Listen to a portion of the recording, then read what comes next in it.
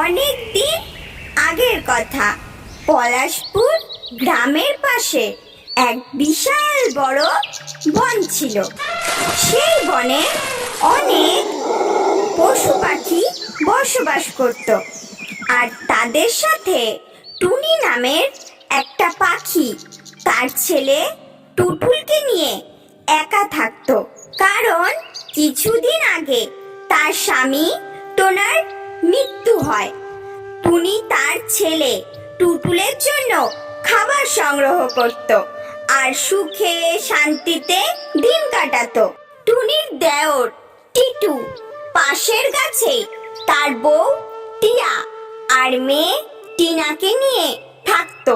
টিটুর সব সময়ই তার দাদার সম্পত্তির ওপর নজর ছিল, আর তাই টিটু আর তার বউ টিয়া সব সময়ই সেই সম্পত্তি দখলের পরিকল্পনা করত। আরে টিটু, তুমি দেখেছো এই টুনি তার বাচ্চা টুটুলের জন্য একা একাই কত খাবার জোগাড় করে, আর অনেক আনন্দে থাকে ওরা। আমার মনে হয় এ তো আমার দাদার মৃত্যু অপেক্ষাতেই ছিল। কবে আমার দাদা মরবে আর এ স্বাধীন হয়ে যাবে। হ্যাঁ, তুমি ঠিকই বলেছো, কিন্তু এরা দুইজন এখন একা। আমাদের এই সুযোগের সদ্ব্যবহার করা উচিত। সদ্ব্যবহার? কিন্তু কিসের সদ্ব্যবহার?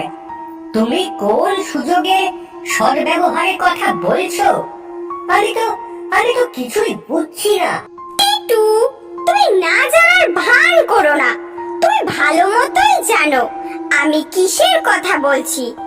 যেই জিনিসটার জন্য তুমি এত বছর ধরে অপেক্ষা করেছিলে, এখন এটা তুমি অতি সহজেই দখল করে নিতে পারবে। আচ্ছা আচ্ছা, আমি বুঝে গেছি। তুমি আমার দাদার সম্পত্তির কথা বলছো। তুমি তো অনেক চালাক আছো। মনে হয় তুমি এখন বড়লোক হতে চাইছো। হ্যাঁ টিটু, আমিও চাই বড়লোক হতে আর আমার বাচ্চাকে ভালো ভালো খাবার খাওয়াতে।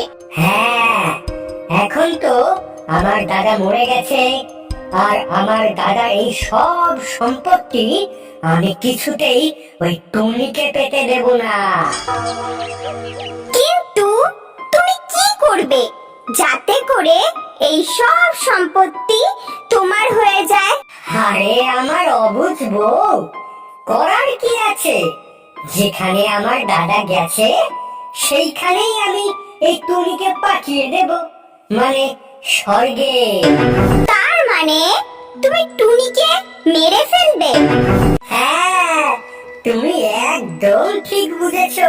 আরে ঠিক আছে, এতে আমার কোনো যায় আসে না। তুমি যে কাউকেই মারো, খালি এই সম্পত্তি আমার কাছে আসা চাই। তারপর টিটু টুনিকে মারার উদ্দেশ্যে টুনির বাসায় যায়। আরে টিটু ভাই, আসো আসো, বসো, আমি তোমার জন্য খাবার নিয়ে আসছি। টুনি বৌদি, আমি এখানে কিছু খাওয়া দাওয়া করতে আসিনি, বরঞ্চ আমি এখানে একটা বড় কাজ করতে এসেছি। আচ্ছা ভাই, তুমি এখানে কাজের জন্য এসেছো? তাহলে বলো, তোমার আমার সঙ্গে কি দরকার আছে? আরে না না, এই কাজ আমি তোমাকে এভাবে বলতে পারবো না। তোমাকে আমার সঙ্গে যেতে হবে। আমি ওইখানে গিয়েই তোমাকে ওই জিনিসটা দেখাবো। আচ্ছা ভাই, কিন্তু এমন কি জিনিস যেটা তুমি আমাকে দেখাতে চাও? আরে টুনি বৌদি, তুমি চলো তো, তুমি নিজে দেখেই খুশি হয়ে যাবে। এটা মনে করতে পারো যে এটা তোমার জন্য একটা বড় উপহার। টুনি ওই দুষ্টু টিটুর কথার ফাঁদে ফেসে যায়। ঠিক আছে ভাই, আমি তৈরি। আমাকে যেখানেই নিয়ে যেতে চাও আমি যাব। তার আগে আমি আমার টুটুলকে তোমার বউ টিয়ার কাছে রেখে আসি। তারপর টুনি টুটুলকে টিয়ার কাছে রেখে টিটুর সঙ্গে চলে যায়। তারপর টিটু টুনিকে এমন এক জায়গায় নিয়ে যায় যেই জায়গাটা একদম শুনশান। কোথায় আনলে আমাকে? এখানে দূর দূর অব্দি কাউকেই তো চোখে পড়ছে না। তুমি একটু সবুর তো করো, এক্ষুনি তুমি সব কিছু জেনে যাবে। তারপর টুনি ঘাবড়ে গিয়ে টিটুকে ভয় পেতে থাকে। আরে টুনি, ভয় পেও না, আমি তোমাকে বেশি কিছু করবো না, খালি তোমাকে মেরে ফেলবো।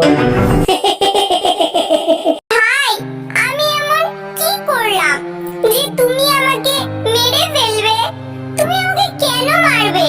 না না না না না না, তোমার কোনো ভুল নেই, খালি আমারই এটা ভালো লাগে না যে তুমি আমার দাদার থেকে এত দূরে আছো, তাই আমি তোমাকে দাদার কাছে পাঠিয়ে দেব।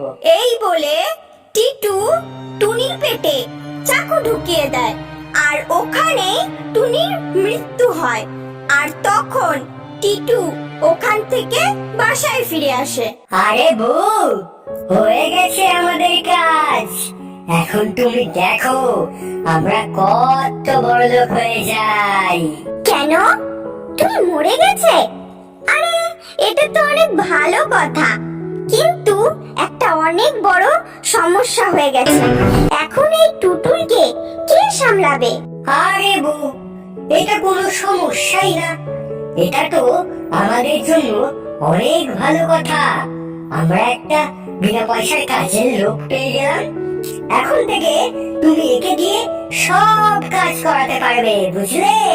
টিটু তার দাদার সমস্ত সম্পত্তি দখল করে নেয় আর ওরা অনেক বড়লোক হয়ে যায়।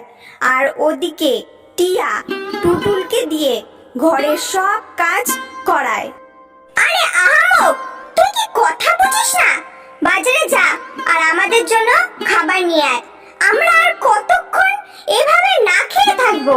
ঠিক আছে, আমি এক্ষুনি যাচ্ছি আর তোমাদের জন্য খাবার নিয়ে আসছি। তারপর বেচারা টুটুল ওই দুজনের জন্য খাবার আনতে বাসা থেকে বের হয়ে যায় আর ক্লান্ত হয়ে পথের এক জায়গায় বসে পড়ে কাঁদতে থাকে। এরা আমাকে দিয়ে কত কাজ করায় মা, আর একটু কিছু খেতেও দেয় না। আমি এখন কি করব মা? আমার তো তোমার কথা খুব মনে পড়ছে। আরে ওটা কি? এটা তো মায়ের প্রিয় আয়নাটা এখানে পড়ে আছে। এখানে তো খাবারও পড়ে আছে। আমি এই খাবারগুলো নিয়ে গিয়ে ওদের দিয়ে দিই, তাহলে এখন ওরা আমাকে আর মারবে না।